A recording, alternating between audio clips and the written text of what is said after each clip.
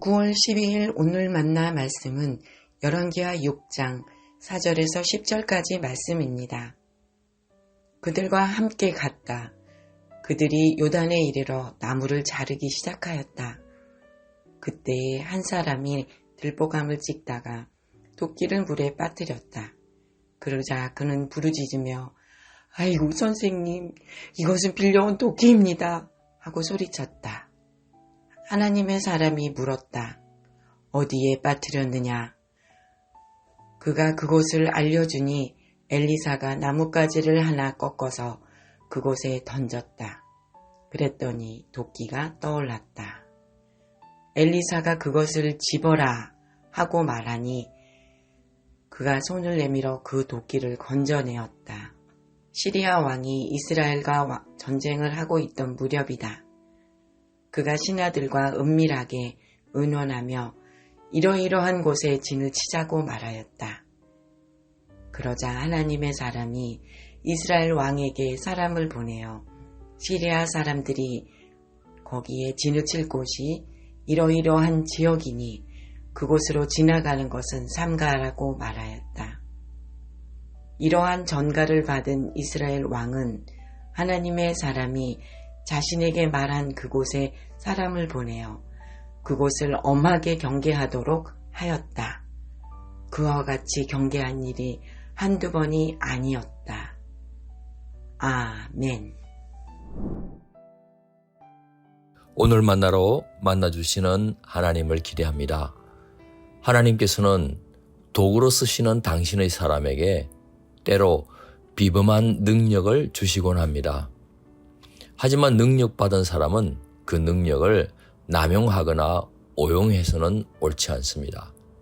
자기 마음대로 휘두르는 도깨비 방망이하고 다를 바 없지 않겠습니까?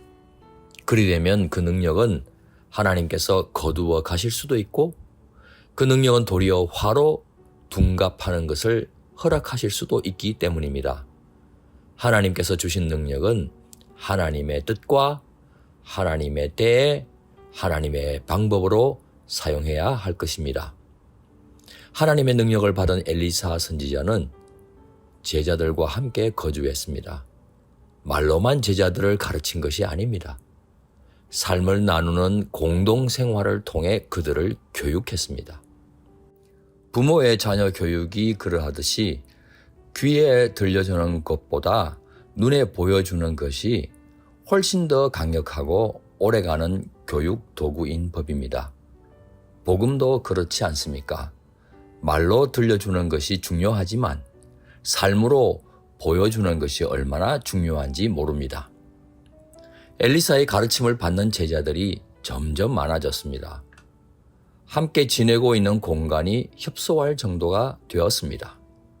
제자들은 엘리사에게 새 건물을 짓자고 요청합니다. 엘리사의 허락을 받은 제자들은 요단강 근처에 새 기숙사를 건축하기 시작합니다. 인근의 나무를 벌목하기 위해 연장도 빌렸습니다. 벌목 연장을 빌려야 할 정도였으니 그들의 삶이 제법 궁핍했다는 것을 짐작할 수 있습니다. 그런데 벌목하는 도중에 한 제자가 그만 강물에 도끼를 빠뜨립니다. 도끼 주인에게 돌려줘야 하는데 큰일입니다. 배상해 줄 돈도 없었을 것 아닙니까? 제자는 자신의 문제를 엘리사에게 외쳐 알렸습니다. 엘리사는 어디쯤에서 빠뜨렸는지 알아낸 다음 나뭇가지를 베어 그곳을 향해 던졌습니다. 불가사의한 일이 벌어집니다. 무거운 쇠도끼가 물 위로 떠오르는 게 아닙니까? 자연법칙을 거스르는 불가사의한 일입니다. 하나님께서 엘리사에게 주신 능력 때문이거나 하나님의 역사 때문이라는 것 외에는 다른 설명을 할 수가 없습니다.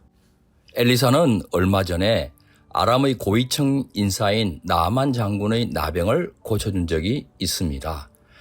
그 일과 비교해보면 잃어버린 연장 찾는 일은 하찮아 보일 수 있습니다. 하지만 필요한 일이라면 크고 작은 일의 차별이나 높고 낮은 신분 차별 없이 사용하라고 하나님께서 능력을 주신 것입니다. 엘리사는 국가의 곤경도 해결해 줍니다.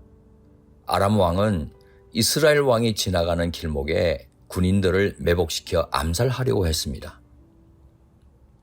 그때마다 이스라엘 왕은 하나님의 사람 엘리사의 조언으로 철통 같은 경비를 세워 대비할 수 있었습니다. 이 때문에 아람 왕은 이스라엘에게 정보를 흘려주는 첩자가 자신의 왕실 내부에 있다고 생각할 정도였습니다. 엘리사가 나라 문제에 관심을 끄고 살았다면 어떤 일이 닥쳤을까 상상해 봅니다. 하나님의 사람은 개인의 문제든 나라의 문제든 강 건너 불구경하지 않습니다.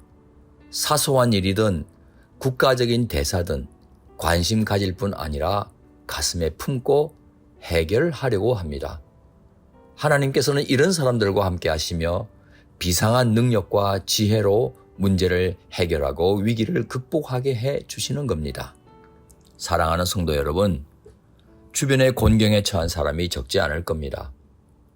또한 우리 대한민국 역시 이념에 따라 서로 끊임없이 대립하고 반목하는 가운데 민생 경제 지표는 자꾸만 추락하고 있지 않습니까?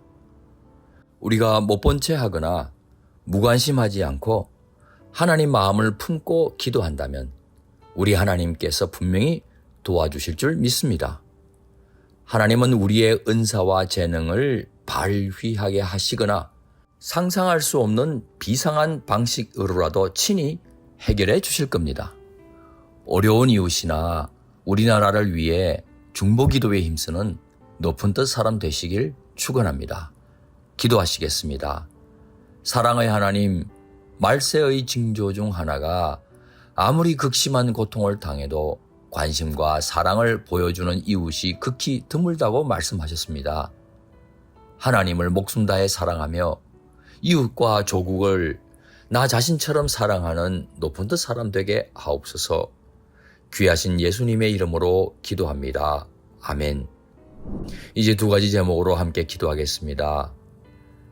첫째, 오늘의 말씀을 따라 기도하겠습니다. 우리에게 허락된 은사와 재능을 하나님께 합당한 때, 합당한 방식으로 사용할 수 있도록 능력과 지혜를 더해 주옵소서. 둘째, 사회와 환경을 위해 기도하겠습니다. 사회와 환경을 지탱해주는 올바른 가치관이 복구되게 하옵소서. 이 제목으로 기도하신 후에 개인 기도를 계속하시겠습니다.